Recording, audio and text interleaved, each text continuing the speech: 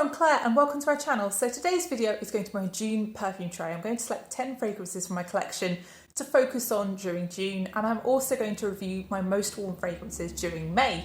So if you haven't seen me before, I make videos all about perfume, perfume science, perfume history, perfume psychology, and I also just do some straight perfume reviews and also fun perfume tags.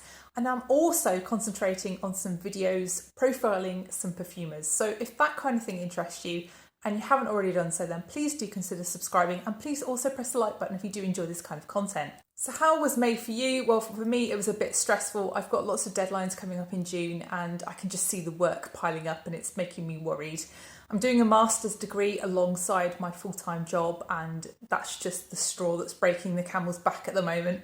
But hopefully once June's out the way, those deadlines should be out the way and I can relax slightly. So during May, I did find myself mostly reaching for fragrances from my tray. There were a few brand new additions to my perfume collection. I did get excited and want to wear those too, but really these four were my most worn during May. So firstly was Memo Marfa. So Marfa is really something I've really fallen in love with over this month. I think this is the time of year for this fragrance. It's got that juicy kind of greenness, that dewiness to this fragrance, but also that just amazing creamy, almost coconutty tuberose. And I think this fragrance has really scratched that itch for me that was making me think I wanted to buy Carnal Flower. I feel like I don't need both of these fragrances in my collection, and I think for the time being I'm quite happy with Memo Marfa. So the other three that I've been wearing the most during May are really some old favourites. And the first one is a Chant d'Extase. So you can see the dent. I just really like this fragrance. I think it's the fresh aspect with this fragrance, again, that I've been really craving this month. Also, I've been reaching for another old favourite, which is Perles de Lalique. Again, this has a dewiness, a dewy freshness to it, but it's really a sparkling rose fragrance. But just been something that I've been really enjoying wearing to work during May. And then finally, the last one is just a really pretty fragrance. There's no other word to describe this one, and that's Dior Rose and Roses. So June, which fragrances will I be choosing for June? Well, I want some fun and fruity fragrances. I want, fun fragrances overall. But I also want some, strong florals. I want some solar florals because it's getting a little bit warmer now, or it should be. But right now, at the end of May here in the UK, it's really not great. But I think I also want some zen, spa-like fragrances, something relaxing for this month, for all those deadlines. So let's get on with this. Let's pick 10. So let's start off with the fun and fruity selections for this month. So the first one is going to be Angel Nova by Mugler. So this fragrance, I rediscovered it when I was making that profile video of Quentin Biche. I wore this fragrance while I was recording that video just to sort of remind myself of it. And I just realised I hadn't really worn it for a long, long time. And I just felt like I wanted to put it on my tray for June because it's just so fun. This is a really kind of fizzy, almost sort of like a fizzy summer drink kind of fragrance. It's got lychee, it's got raspberry, it's really bright. It's almost like a fluorescent rose to me. And the Akigala wood really adds that fizzy aspect to this fragrance, and it's just so long lasting. This is something I can smell the next day if I've worn it. And I just think this one has been neglected. I want to give it some love during June. So that's Angel Nova. So the next fragrance is another fun fruity one, but this one is my most recent purchase. And this one is Narciso Rodriguez Musc Noir Rose. So I tried this one when it first came out. I had a little sample. I couldn't get enough of it, but just there was so much hype around this fragrance. I felt like I couldn't buy it because I don't like having the fragrances that everybody else has. I know that's a bit weird, but there's just a feeling in me that I want to smell individual. I don't want to smell like everybody else. So I feel comfortable buying this one now because the hype's died down a little bit, but I just really love this one. And I really love the rest of this line as well. So this one is a plummy rose. It's a kind of syrupy rose. But it's also got a powdery aspect. It's got that signature Narciso Rodriguez musk going on. But I would say this one's quite sweet compared with the rest of the line. There's a slight spice to this, and that dominates more than perhaps the musk does. I just find this one addictive. It's really long lasting. I've worn it twice so far, and I just can't wait to wear it more during June and to enjoy it fully. Now it's on my tray. So this is Musc Noir Rose by Narciso Rodriguez. So next up, another fun fruity one, and this one is from Lush. I absolutely love some Lush fragrances, but the bottles and the caps really annoy me. The caps never fit properly, they go out of shape really quickly, and I just feel like they should just spend maybe another 20p on their caps and have something that is actually functional. Anyway, bone over. Lush's 29 High Street is really one of my favourites from the Lush range. I think it's one of their oldest fragrances actually, and it really reflects the smell of the Lush shop. So imagine really just walking past the Lush shop. That's how the dry down of this fragrance smells. And you know, normally I wouldn't want to smell like the Lush shop, but there's something just joyous about this to me. It really makes me think of bath bombs, and I just love that aspect of this fragrance. So it opens up quite different, and I think if you go into store and you spray this one, you won't necessarily recognise the opening from the dry down. It really does transition quite a lot to this fragrance. So this opens with jewel-toned fruits, so it's citrus fruits, it's mainly lime and lemon. But then there's also some fruity feeling florals, and the florals do smell like fruitier versions of themselves. So there's a ylang-ylang, but there's also some jasmine. I would say the ylang-ylang is more the dominant note. It's just really bright and fruity, and it's also got a slight spice to it, but also a creaminess. I just find this one addictive, and I love the texture of this fragrance. I think it's so clever how it just really emulates the smell of a bath bomb through how it plays with texture. So that's Lush's 29 High Street. So the next fragrance is another fun and fruity one, and I bought this one as a replacement for a fragrance that I used up. I wanted something in a similar vein to Agent Provocateurs' Fatale Intense, so I got this one, which is Sweet by Lolita Lempicka. So this opens with a cherry chapstick feel. I wouldn't say this is distinctively a natural cherry. I wouldn't say it's a really kind of sweet, sugary cherry. It's very much that kind of artificial cherry smell. And then as it dries down, it turns more into a powdery, makeup-y, almost lipsticky smell to me. There's iris here, there's angelica, and there's also cocoa. And I feel like all of those maybe contribute to the powderiness in this fragrance.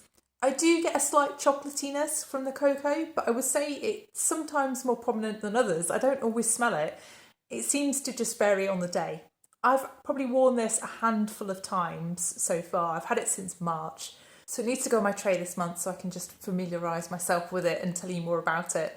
But yeah, I've been enjoying this one, although I'm not sure I like it as much as Agent Provocateurs' Fatale Intense. It doesn't have very much punch to it. It's quite a skin scent, I would say, this one, from quite early on. I think this would make a really excellent bedtime fragrance though. This one is Sweet by Lolita Lempicka. So next up, let's move on to the more solar feeling floral fragrances for this month. And the first fragrance in this category is going to be Lolita Lempicka's Elle à la Folie. I've just been neglecting this one. I really want to reacquaint myself with this fragrance as well. I saw it in the corner of my collection. I just thought, you're the unloved child of my collection. I need to put it on my tray.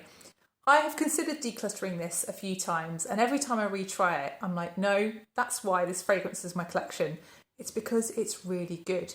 This is a really creamy feeling ylang-ylang with a deep resinous, it's almost like it's humming. It's got a real kind of pulsating aspect to it, this fragrance. It's really loud and it's ambery. It's really rich. I would say this fragrance is really challenging for the most golden feeling fragrance in my collection. It's up there with things like Terracotta for just how solar it feels. But it just feels, golden, tanned, bronzed, I guess. Just like this bottle looks, really. But yes, it does have this almost coconutty aspect to the ylang-ylang, even though coconut's not listed, and it's just the most creamy feeling fragrance. Really a stunner, this one, and perfect for that sort of sunshiny solar feel. But I really wouldn't want to wear this one when it was super hot because it just is so strong. So that's Lolita Lempicka's Elle à la Folie. So the next fragrance is one from Jardin, and this is again a solar floral fragrance. This is Révolution de la Fleur, and I was gifted this little 5ml bottle by Jardin last year. So this fragrance is a ylang-ylang, but also frangipani. I feel like the frangipani is more prominent here, and it's got a really nice creaminess to it, but also it has a slight soapiness, and I think that's either the jasmine or maybe even the neroli here that's giving it a slight soapiness. Unlike Elle à la Folie, this fragrance is really light and airy, and it just is a little bit brighter and more modern feeling than Elle à la Folie. So that's why I'm putting this one on my tray this month, because I feel like the other two solar florals that I'm picking this month are quite different in feel, and this one's just got a slightly fresher or cleaner aspect to it than the other two. So this one is Révolution de la Fleur by Jardin. So my final selection for a solar floral is going to be a really powdery floral, and this one I think I would wear on a cooler day. This is something that I would wear on those rainy days in June that we get in the UK. I feel like this is the one that I would reach for when I'm at home, maybe, because it's quite huggy. This one is Narciso Ambrée. So the thing that makes this huggy is the cashmere in this fragrance. And it's really a sort of similar feeling fragrance to another one in this line that I used to have. I think really if you just switch out the rose in Poudrée and replaced it with some tropical florals, you would basically have Ambrée. So this one is Ylang Ylang again, and also Frangipani. That gives it a real creaminess and a real solar feel, but then there's also that powdery Narciso musk in the base, along with that cashmere. And yeah, it just is something I wouldn't want to wear when it was super hot. I think I'd find this one a bit cloying. So I feel like June, surprisingly, is the month for this fragrance for me. So that's Narciso Ambrée by Narciso Rodriguez. So the next three fragrances are all going to be zen spa-like fragrances. I want something relaxing to help me through those deadlines this month. And the first one is one of my newest pickups. I think I bought this back in April.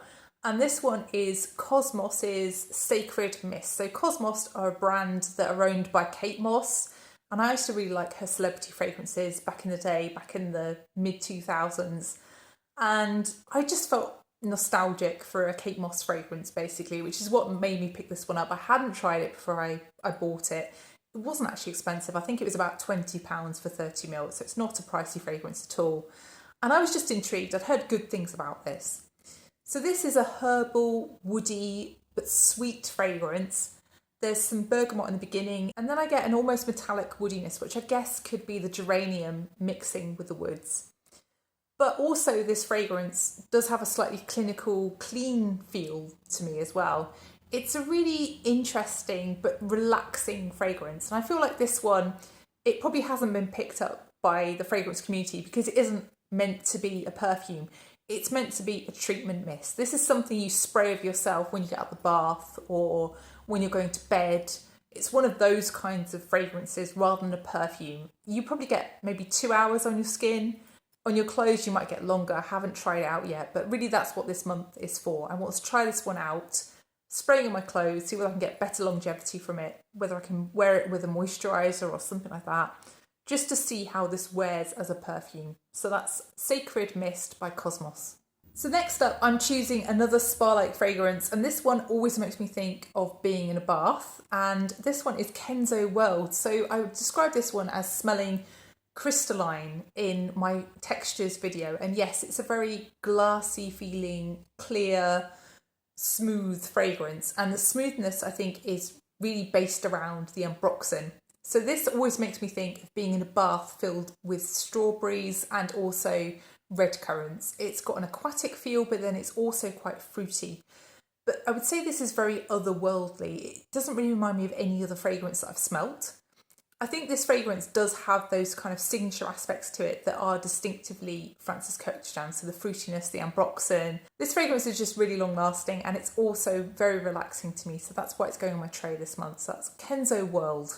So the final fragrance this month, and also the final spa-like fragrance, is Metal Wave by All Saints. So I've had this one a few years now, and this is a huge 100ml bottle, and I haven't really made too much of a dent, and that's because this one lasts and lasts and lasts.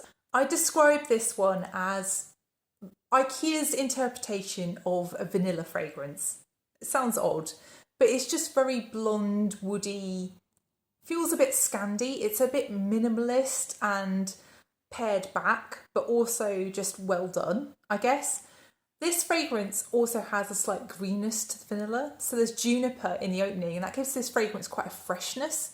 But the woodiness here is really what dominates, and it's got this sort of pencil shavings feel. It smells almost like you're smelling the woodiness of the pencil shavings, but also the metallic lead of the pencil shavings at the same time. And that gives this fragrance just this sort of slight metallic edge. And this one is now, I think, quite a bargain. You can usually pick this one up in the UK for between about £10 and £20. I'm not sure about elsewhere around the world. But I think this fragrance is excellent really for the price point that it is, and just a really nice, stripped back, woody vanilla fragrance. Really wearable, very everyday, very much something you could wear to bed as well. I just really like this one. So that's Metal Wave by All Saints. So those are the 10 fragrances that are going to be my tray for June. I hope you've enjoyed the video. If you have enjoyed the video, then please press the like button, and please also consider subscribing if you haven't done already. And please let me know, what will you be wearing during June? What was your most worn during May? And I'll see you in the next one. Bye.